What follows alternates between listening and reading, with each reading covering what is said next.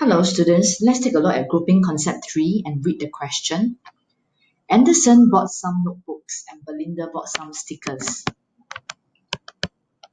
Each a sticker cost 50 cents and a notebook cost 30 cents.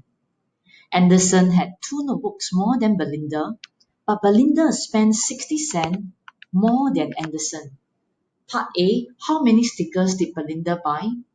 Part B, how much did both Anderson and Belinda spend altogether? This is a long question, so we are going to break the question down part by part. Now for value,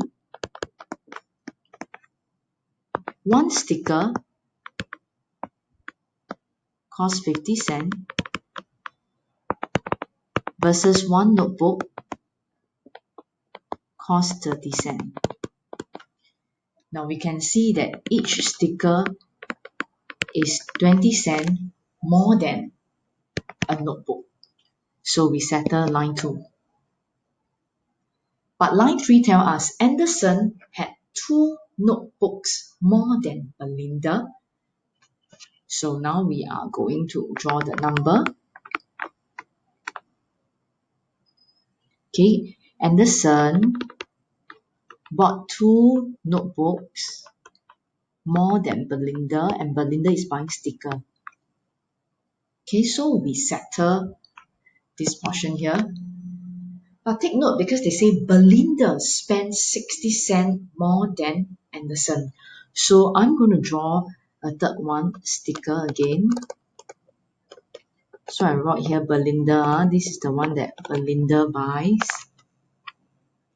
And notebook is Anderson.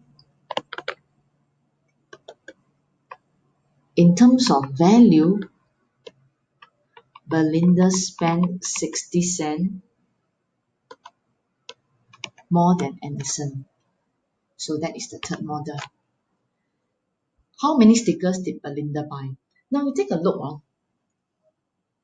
In terms of number, there are 2 more notebooks than stickers. But in terms of value, the total value spent, Belinda is actually spending 60 cents more than Anderson. So for this kind of question, we need to take note. I write at the side for you that if you want to compare difference,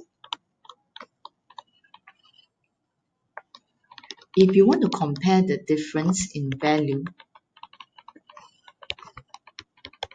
let's say I want to compare the difference in value spent on stickers and notebooks, you need to make sure that you compare the difference using the same number of items. This means that let's say I'm comparing the difference in value, you need to compare 1 sticker versus 1 notebook, 2 stickers versus 2 notebooks, and you compare the difference. Not 2 sticker versus 1 notebook or 2 sticker versus 3 notebooks, because the number of items is different. You need to ensure that the number of items is the same. Then you can take the total difference, divide by the individual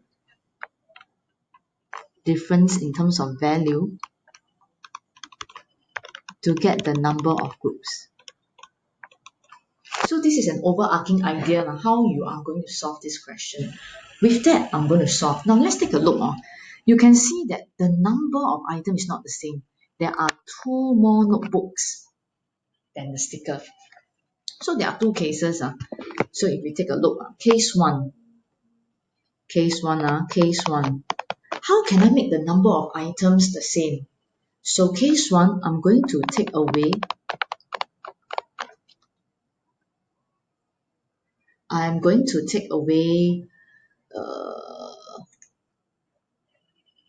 take away 2 notebooks. Okay, by taking away 2 notebooks, then my number of items is the same. So let's say if I take away that 2 notebooks, I am actually taking away 2 times 30 cents, which is 60 cents.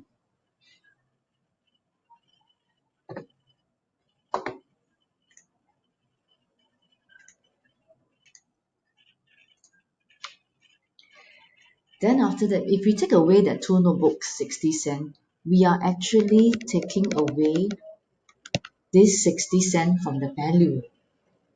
So now what can we see? We can see that the total difference in terms of value is actually 60 cents plus 60 cents, which is 120. So I'm going to write down on this side, 60 cents plus 60 cents, which is $1.20. So now by taking away this notebook, the number of items is the same and the difference in terms of total value becomes $1.60. Now we take a look. The individual difference is 20 cents. My total difference is $1.20. So how many groups of 20 cents are there in $1.20? So the next step we are going to do is we take $1.20 divide by 20 cents to get 6. And this 6 is the number of groups. So if they ask you, how many stickers did Belinda buy? Actually, you have found that in terms of number of groups, Belinda bought 6 stickers.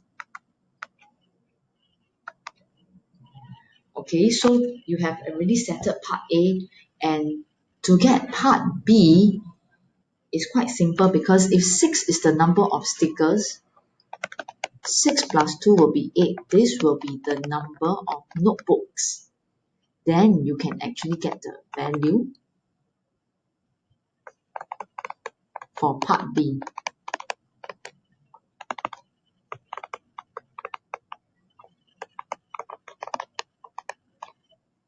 It's $3, so you take $2.40 plus $3 to give you $5.40. This is your part B answer. They spent